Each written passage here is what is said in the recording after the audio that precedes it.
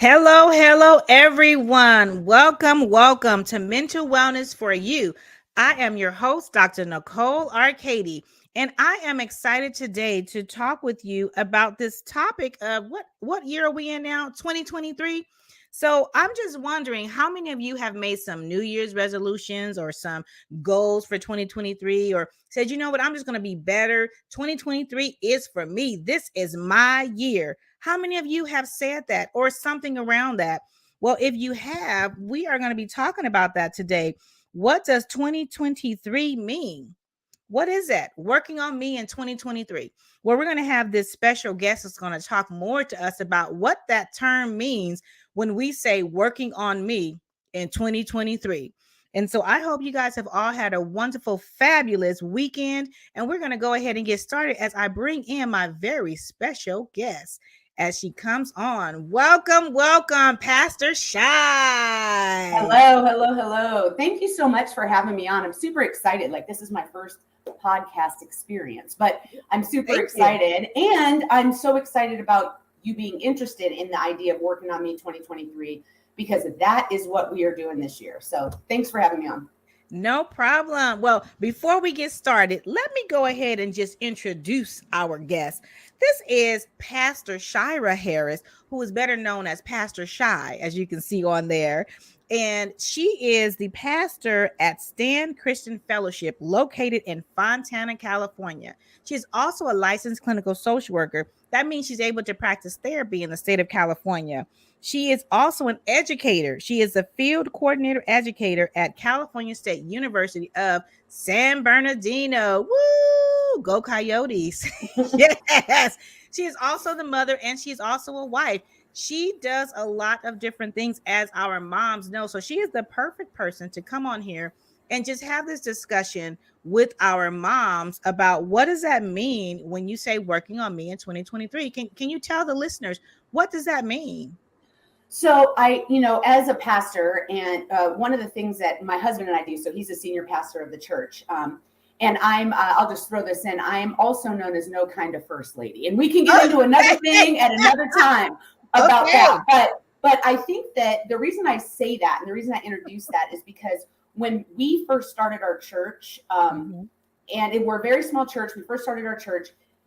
I have felt a lot of pressure. So you talk about like these different roles that we have, and I do have grandma on that list now. Oh, I forgot. Dr. Arcady, Dr. Nicole. Yes. So I just think that we get stretched in so many different directions. And so when we decided to start our own church, and it's been years now, it's been like 14 years or so that we've had our own church, but I always felt this immense pressure about like what I'm supposed to be.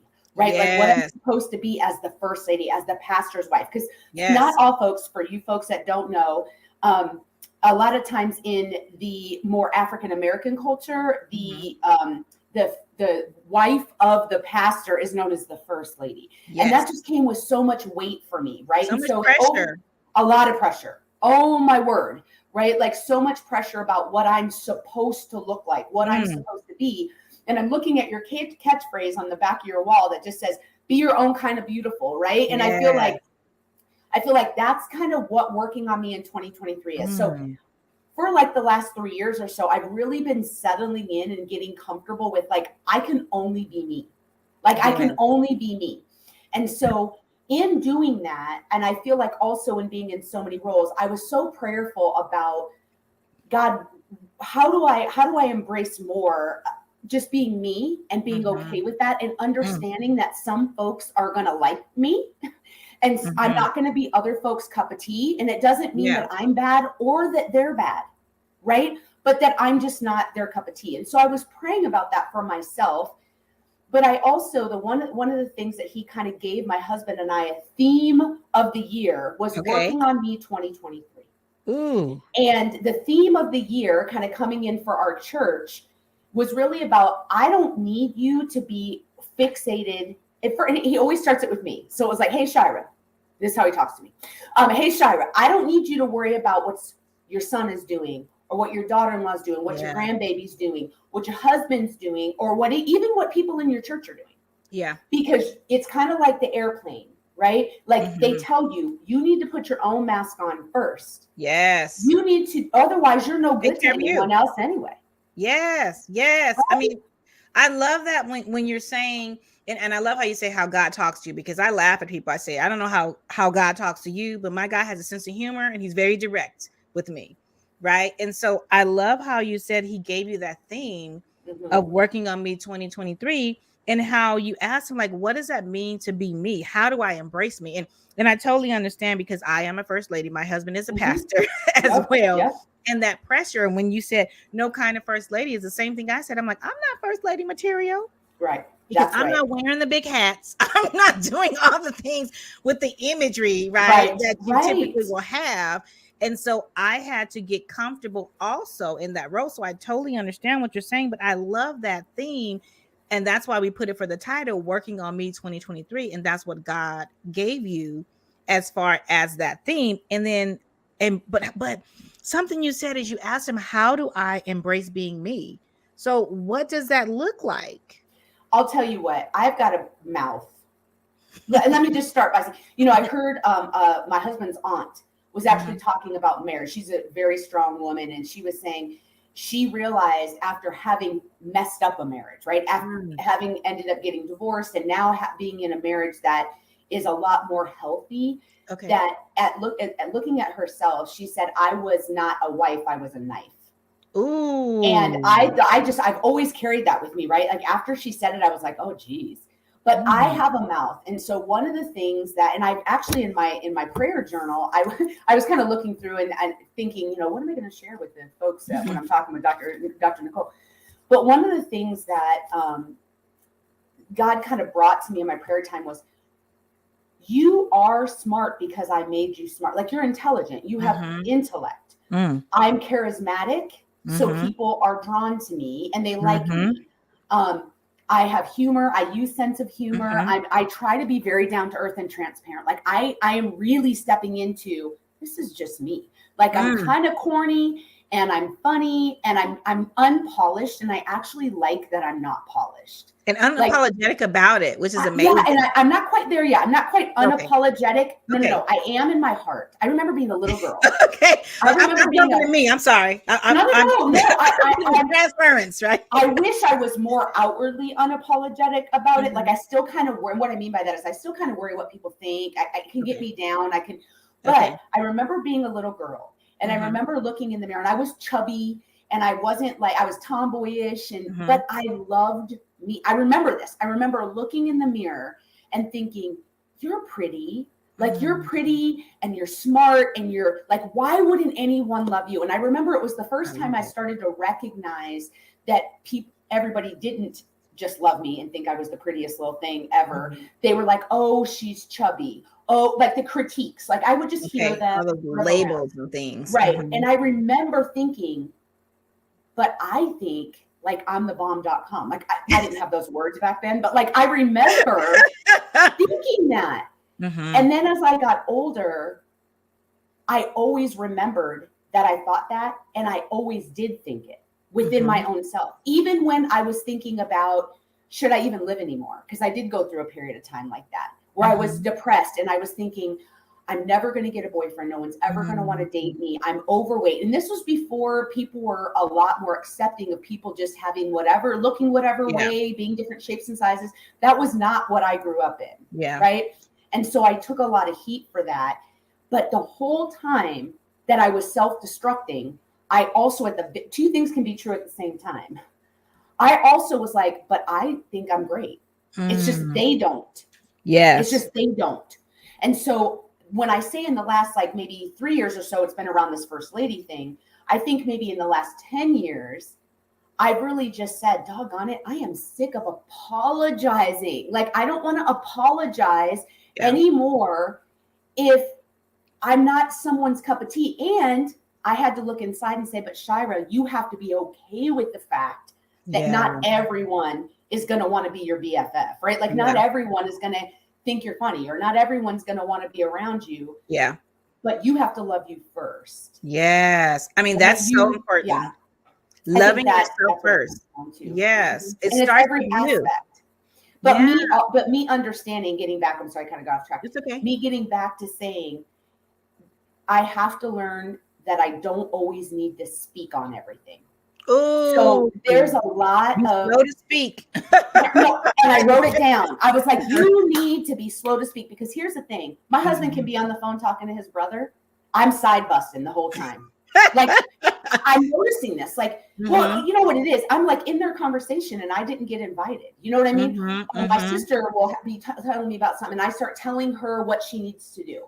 My son, I'm the expert on everything. Dr. Nicole, I am the expert on everything, right? And God was just like, even if you're right, you need to learn to speak when I tell you to speak, because you don't always need to be heard. And I'm going to tell you, this is something I've had to be working on when I was in grad school. Wow. I remember my instructor. So we have something called a field instructor. You're familiar with this, but I was in an internship where I actually had a field instructor who gave me feedback and said, what you have to say is good. Like, you've got good stuff to say, good stuff to share, but you have to decide whether what you're about to say is going to improve the moment. Ooh, if it isn't, don't say it. I love that. And I have tried to live by that, but it's very difficult. And that's what I mean for me when I say, there's many layers to it. We don't have time. But working on me, 2023 for me, is no. Don't tell them what they need to do. I'm talking to you about you. And even if they could benefit from it, that's not what we're doing right now. Yeah. What we're doing is you're looking in your mirror. And so my prayer, and it always has been my favorite scripture, is Psalm 139, 23, 24, right? Which is just, search me, oh God, and know my heart, right? Know my heart, because my heart is good, but the mouth isn't always good. Yeah. So know my heart.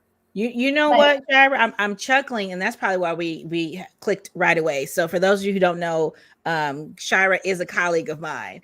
And so I love the fact that, just of what you're saying, and that one of the prayers that I used to say when I worked in a governmental agency, I'm not going to say which governmental agency, but let's just say every morning I would, in my car, would say, Lord, touch my mind and guard my tongue, because I know I can be sharp and quick with it, right? And I've always been an advocator. And so that has been my prayer. I just did it every day because I didn't want to say something that was going to get me in trouble. And so when you were just speaking, what I kept thinking was, stay in your lane.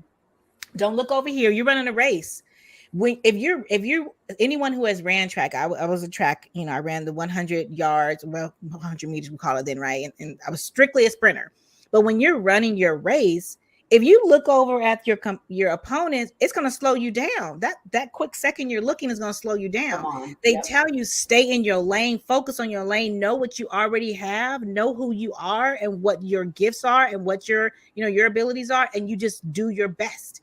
Don't worry about what other people are doing out here, because that's going to mess you up when you're looking around. But staying in your lane and focusing on what you have to do, right, is going to be so very important. And Nicole, that is so hard. Like, for me, I know it's something I need to work on when it doesn't come easy, right? Like, it is something that I have to go to, like you were saying, you're in your car, you have to say, God, I need you to grab a hold, right? Like, grab a hold. And my husband always says, your tongue is your rudder. Like, it's leading you. And it's true. Like, you, and so the bottom line though, isn't this a difficult thing?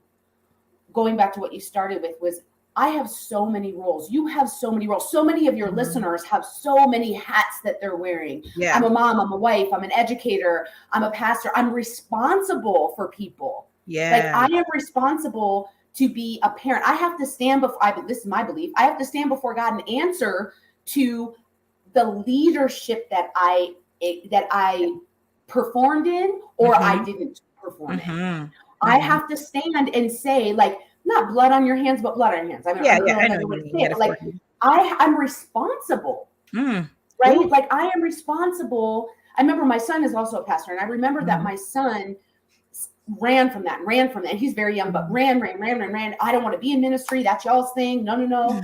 But when he finally came down to sort of accepting one of the things he said was, I said, well, what was the running? I ran too, I get it. But like, what Mhm. was he said, because I am now a higher level of responsible for other people who are looking to Mm. me to represent God. And Mm. that is, it's true. Like you cannot take these things lightly. Being a Yeah. mom, so with saying all that, it's like, okay, so when do I stay in my lane? When do I Mm. not speak? Having adult children, I think you probably are Yeah. starting to enter into that. Like your role changes, Yes, it right? does. It changes. And all of a sudden it's like before where you not only had a right to speak in, it was your responsibility to Yes. speak into that child's life. Mhm. Now, in a blink of an eye, it's There no don't- longer your lane, Nicole. No. And now you're saying, but God, you're telling me just to that's right, just focus right here. And Mhm. even I would even go a step further because I look at my daughter-in-law, look at my son, now they have a baby, right? I think that there's even a point where God says, just don't say anything. Mhm. This little teeny 1-year-old, right? Like he needs to, I got him. You Ooh. watch him, but you need to be, your responsibility is to be so in tune to my voice that you know when to speak into him, when not to, when just to pray for him, when to stay up all night interceding for him, and then when to enter in. I didn't necessarily have that insight as a parent. Yeah. But I'm seeing it. I'm older. I see it differently now. Yeah. Yeah. Right? That happens. But Maturity. I'm saying as your roles change, your lanes change. Ooh. And Ooh, that's I a love struggle for that. me. I mean, that's a struggle for me trying to figure out, okay, what is my lane now? You know what? And so I'm going to go back to the analogy of racing. I also ran the 200. So for those of you who know about the 200, it's a curve and then the straightaway. So if you're in a lane, let's say I'm in lane 5 and I'm coming around that curve, when it comes straight, the lane changes. So you got to know which lane you're in, because I can definitely tell you when I was in college, I ran into the wrong lane. All I know is I came around that curve and I got confused because the lines are they crisscross. And all I heard was, Nikki, get out my lane. Nikki, get out my lane. I'm like, what? I ran into my other what is it? Not colleague. What were they called? Teammates. Lane. Right. So knowing how to transition into the appropriate lane can be very important. And you being in their wrong lane throws their game off. Yeah, and mine too. Yes. Right. I was all forget it. Yeah, right. Absolutely. No, and this is what I'm saying. So like when I'm talking about like when God gave this to me, and I always tell our people in our church and the folks that sort of come to me for counsel or whatever, I'm like, look, anything that I share with you first started with me. I can't share it with you unless I've gone through it, unless I'm looking at it. Otherwise, I don't really have a frame of reference and I don't feel confident, right, about what it is I'm sharing. So in that, I have to do it first, and then I can share my experience. Testimony, my husband just said this yesterday in church, like testimony is actually one of our strongest tools. Our testimony is one of our strongest tools because we've been there. So I'm in it right now. Like I'm in trying to figure out, oh, now I have an adult child who used to come to me for everything. And now he's not even supposed to come to me for everything. So it's trying to figure out those lanes, but understanding that I got to put my mask on first. Like I've got to get myself together first. Otherwise, I'm no good to anyone. And I don't care if I'm a pastor, if I'm a mother, if I'm a wife, if I'm the best educator ever. The bottom line is that I only have so much bandwidth. Yes. There's only so much bandwidth, and I matter too. And I tell my students this all the time. You better go somewhere, Pastor Shy. That is my tagline. You matter too. Yes. And I tell you matter. And it's like, I matter. And it's for my moms. And I'm so glad you're saying this because everything you're saying is about self-care / I call it self-rescuing.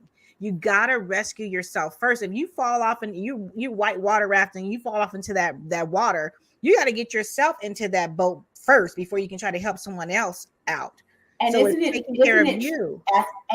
true? I mean, not to be a martyr, not to be a victim, but many of us mothers, right? And then those roles branch out to everything else, right? Many of us women. So even if you're not a mother, women are nurturers by nature. Yes. And we take care of other people before we take care of ourselves in both cases. Yes. It just happens. Like it's not, we don't try, it just happens. But I have found myself being very resentful at times when no one rescues me, when I'm busy rescuing everyone else. Yes. And I just think that that's a real feeling that just needs to be validated. Yes. Like, it doesn't make you a victim. It just is what it is. Like, I'm out here busting my tail for everyone else. And yes, I put myself on the back burner, and I shouldn't. And that's my choice. And I have to be responsible for that. Yes. But I noticed my husband doesn't rescue me like I rescue him. And he's a great man. And this is not, my son doesn't rescue me like I rescue him. Yeah. And so a lot of times I'm like, why isn't it reciprocal? But I have to wonder if we really were in tune with what God was saying to us as women, even though he made us to be nurturers, if he wouldn't say, but you try to be their God. And that is not what you are, which is why at one point, yes, I sent you to nurture. But at another point, you go over the line and you start becoming their God. And then you're doing it in your own power. So you no longer have the bandwidth for it. Yeah. Because you're exhausted. And I like what you just said, because you're like, I'm rescuing everyone else. And then when you're going through something and no one's there to help you out, then you can build that resentment, right? And actually that resentment is an indicator that you're doing too much. It's for us to pause and go, wait a minute, like to do some self-reflecting, right? And if we didn't have that, then we wouldn't be able to pause to say, okay, I need to change and do something different. Because I think this was, I can't even think, maybe, time frame. I can't keep up with the time, but maybe about 14 years ago, I had to do a self-evaluation because I had the same perspective of thought, like everyone's calling me all the time. I'm always giving. But when I need to talk to someone, they're not there, or they'll talk to me really quickly and they go, well, let me tell you about what happened to me. I'm like, wait a minute. I need to have reciprocal relationships. And so I literally stopped and said, what does that say about me that I have such needy people surrounding me, right? I'm like, what does that say about me? Because it's a give and take type of relationship. Right? Yeah. And then I said, from that point forward, I don't want to say a vow, but I made a commitment that any relationships moving forward would be reciprocal, that I would have mutually beneficial relationships, that it would be a give and take, that, I would pour into them, they would pour into me. It wouldn't be always me doing that, because I realized something you said earlier. If you're a light, people are drawn to light and they pull on that, especially if it's in darkness and they're not even realizing they're doing that. But you have to make sure you're taking care of you and recharging yourself to the source, right, of what you need so that you can be available. But then you get to choose what that looks like. And you don't have to you don't have to overly extend yourself all the time for everyone. It's knowing how to have those boundaries. What you just said. It's so true that you just said something about plugging into the source. And the thing I guess I just feel in my heart to share is that's the issue. Whether you're a woman, whether you're a man, it doesn't matter. But like for women, like for people who are really like, how do I live this life in the most self-care, wellness type way? Yeah. I have to tell you, like, we're like our cell phone. And I said this yesterday, like, this is just God. It's like a cell phone. Like we have all these wires, and I wish I had them with me, but like your chargers, I have a bag of chargers, and they all go to something. Yes. And I have a rule in my house. You don't move the charger bag. Like don't move it. I mean, it's all set up. Don't move it, because my iPad, my phone, my watch, everything has to be charged. It only is going to go for so long. Yes. And it's only going to be efficient for so long if I don't plug it in. And I said, it's interesting. When I was a young person, and my husband and I were financially not well. Okay. And so there were times when we put $2 of gas in the car at a time. Now, if you can't relate to that, God bless you. But most of you might be able to, understand. Right? Yes. and you just would never fill the car up. Only crazy people did that, right? Because you need the money for something else. So I was saying that there were times where we knew with our car, it's on E. You still got 30 miles. Because we would stretch how long you could go. You knew. Yes. Yes. Well, it's kind of this, when you see 10% on your phone, you start to panic because you know you're about to be disconnected. Yes. So what do? You make sure when I leave here, I make sure I have a charger in my purse. There's a charger in my car. There's a charger in the charger everywhere. corner. There's a charger in the office. Why? Because we know that we can only function for so long and be efficient for so long with our devices, and our devices run our life. So we make sure we don't go anywhere without a connection to the source that's going to keep us going. Wow. So if you run your car on E and see how far you can go, or if you run your phone on 10% and see how far it'll last, one or two things are in play.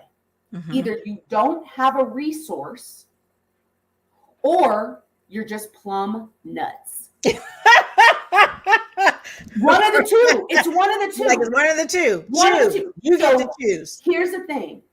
When it comes to us plugging into God, we like to run on E and see how far we can go. Ooh. And it's either you don't have the source or you're plumb nuts. And I'm telling you, we're running on E and seeing how far we can go. And then, hey, let me throw this in. And then we blame him that he didn't keep his promise. Yeah. He's like, I can't. We're on the side of the road. Yeah. I'm right here, but you're not as concerned about your connector to me being everywhere, in every office, in every corner, as you are about your devices. So which is your God? Which is your God? And he does not like idols. And for me, this is how he talks to me. He's just like, look, don't come around here trying to blame me for decisions you make when I have told you something different. If you can give me that analogy about the phone, but yet you still are not concerned about connecting to me every single day and getting filled up with the things that are going to keep you well, the things that are going to help you set appropriate boundaries, that are not going to have you living in depression and living with anxiety and not knowing which lane am I in? Am I running over? I mean, Shira, it's time to work on you. Ooh, that had to be really hard for a person who's used to always being there and rescuing everyone else.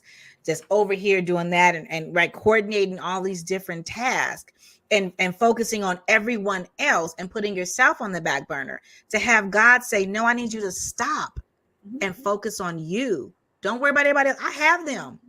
I'm God. I'm the one that takes care of. I don't need you to help me out at all. Right? What he said, where were you when I created the heaven and earth? Where were you when I created the stars? Right? Where were you when I created the water? All of these things. He's saying, no, I need you to focus on you because he has a work for you to do. And if you run out on empty and you broke down, you're not going to be any good, not only to yourself, but you can't even do what he's called for you to do. And I think a person needs to look too at false humility.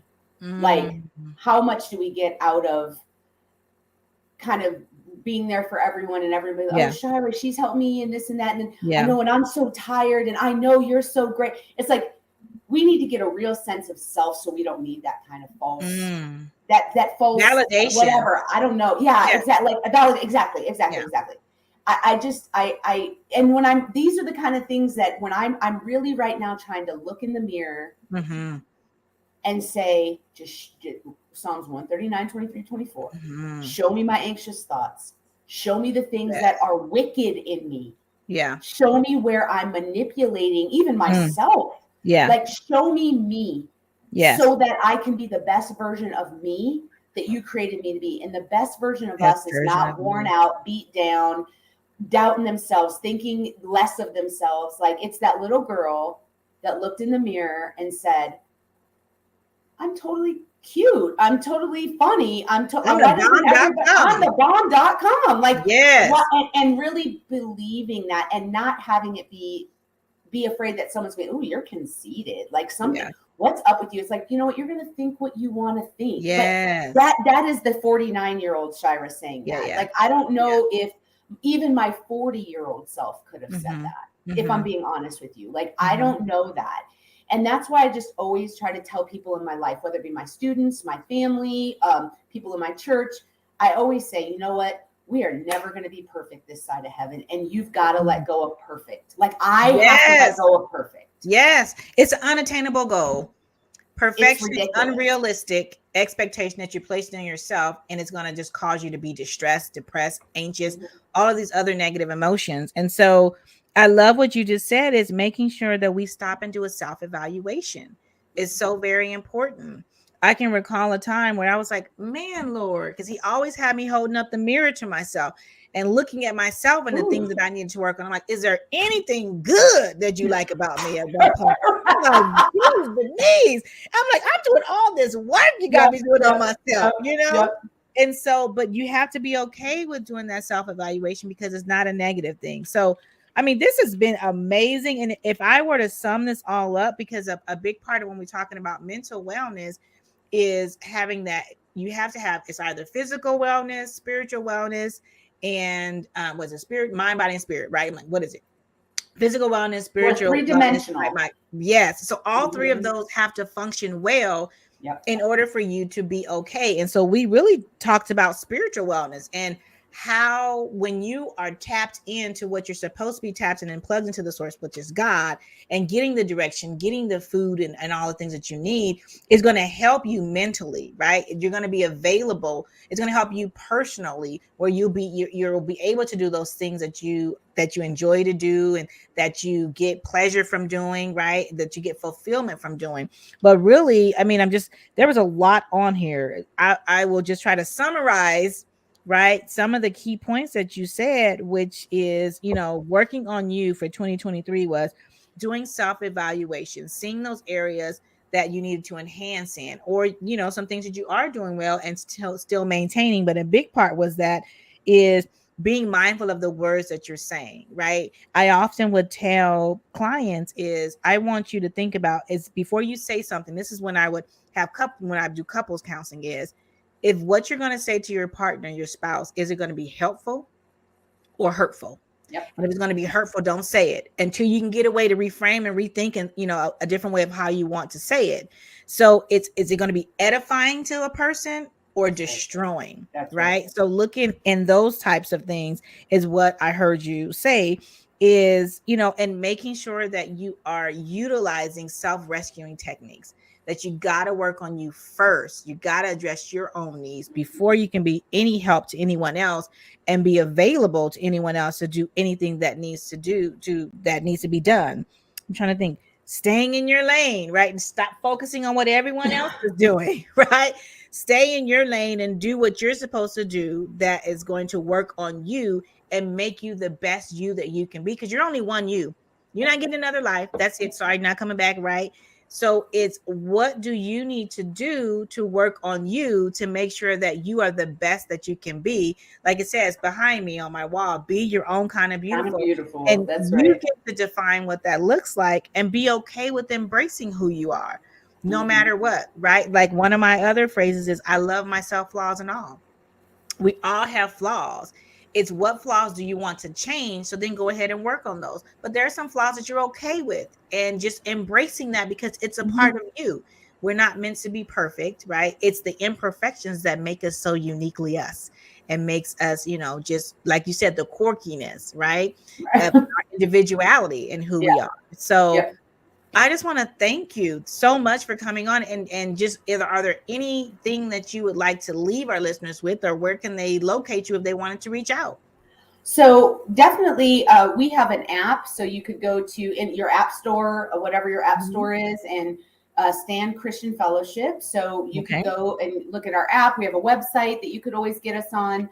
And so that's a good way to get a hold of me or get a hold of us. We're located in Fontana. We do have church in home. So we actually have our church in our home, but it's open. Like we open it to folks on Sundays. And so we're just excited about that. But I think what I want to leave everybody with is this. We're practiced at taking care of other folks. We're practiced at working on them every single year, right? Yes. And that's okay. There's nothing wrong with the fact that you really love your family and your friends and people around you and that you are a source for them. That is what you're here to do, most likely. Like you were put here for that purpose. We just don't want you to be so worn out you can't fulfill your purpose. So what I'm here to say is this, and actually Pastor Mike Todd out of Transformation Church said this, and I just got to give him the credit for it, right? So he basically said, You have to create a discipline to make you important. And you're going to have to do it until you desire to do it, because initially it's very hard to look in the mirror and see what you see. Initially it's exhausting. Initially it's kind of like what Nicole, what you said about, is there anything good? Lord, are you going to show me anything good? Right? But because the thing is that the Bible says we're nothing but filthy rags without God. So you're going to see some warts. You're going to see some things you don't like, but it's getting over that hump. It's like exercising. Like you don't initially love I mean, if you do, okay, God bless. But most of us don't. I don't. But what are you saying? Bottom line, you have to create a discipline. Same place, same time every day. Same place, same time every day.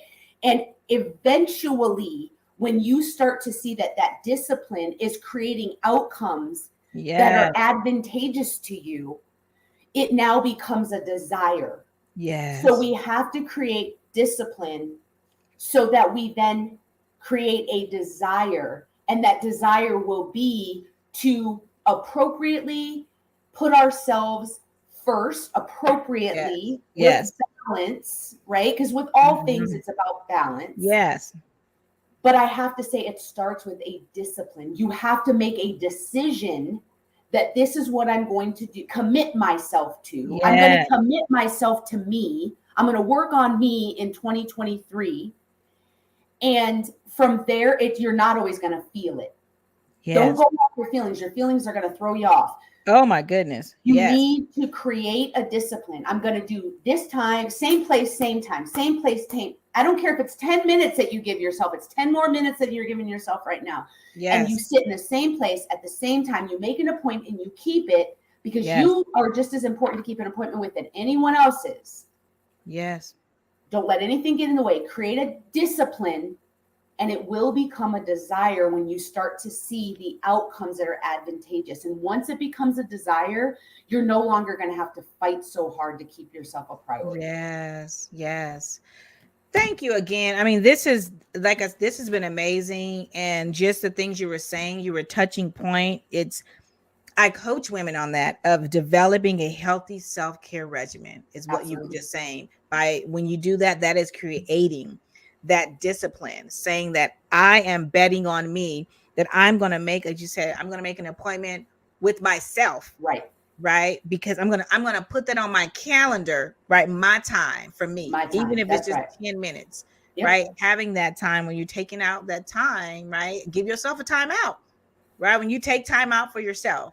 And so that is so very important. Thank you again for coming on, for sharing these jewels, and just being open and honest and vulnerable with us, right? Of what you found to be helpful and what that means to work on you in 2023, right? We said working on me in 2023. That's right. Well, thank you for having me. I really appreciate it. It was exciting. It was fun. And this is kind of what my heart likes to do, is just let people know we're real people with real issues who love a real God. And that's all it comes down to, right? None of us are perfect. We're just not. Stop even trying. But thank you for having me on. I appreciate it. You're so very welcome. Thank you. Well, everyone, I hope that you have been enlightened, that you have been inspired, that you have received some bit of nuggets along that way, and the jewels that we just heard with Pastor Shy on what that means when you say, I'm working on me for 2023. Doing those things that are very important. So I'm going to just leave you with what she just said. Develop a healthy self-care regimen, because that is what is going to help you with your mental wellness. That is what's going to help refuel, recharge, rejuvenate you, so that you can do all the things that you love to do and that you want to do, as far as assisting with others. And if you're having a difficult time with being able to do that, go ahead and go onto my website, drnicolearcady.com, and just click on that link that's going to take you to ANA Wellness Academy, where there's different types of courses, professional courses, personal courses, all for professional development, where they are quick, they're short, and they're designed for you to assist you, in help set some boundaries and develop and create that healthy self-care regimen. Well, I hope that this has been good. I hope you all have a wonderful, wonderful, fantabulous day. If you have not already followed me on this podcast, please just click subscribe, and that way you'll be alerted when anything comes back on. Subscribe also to my YouTube channel, Dr. Nicole Arcady. That way, whenever you see a video, it'll pop up and let you know an alert, and click that, not only the subscribe, but the notification button as well. So you won't ever miss one of these great talks where you're going to get some great nuggets in here and being able to help you towards that wellness. Well, is it that time again? Why is it so very important for me to talk about and for you to know about mental wellness? Well, that's just simple, because you matter too. Ta-ta for now, everyone. This is Dr. Nicole Arcady, your mental wellness expert, and I'm here for you.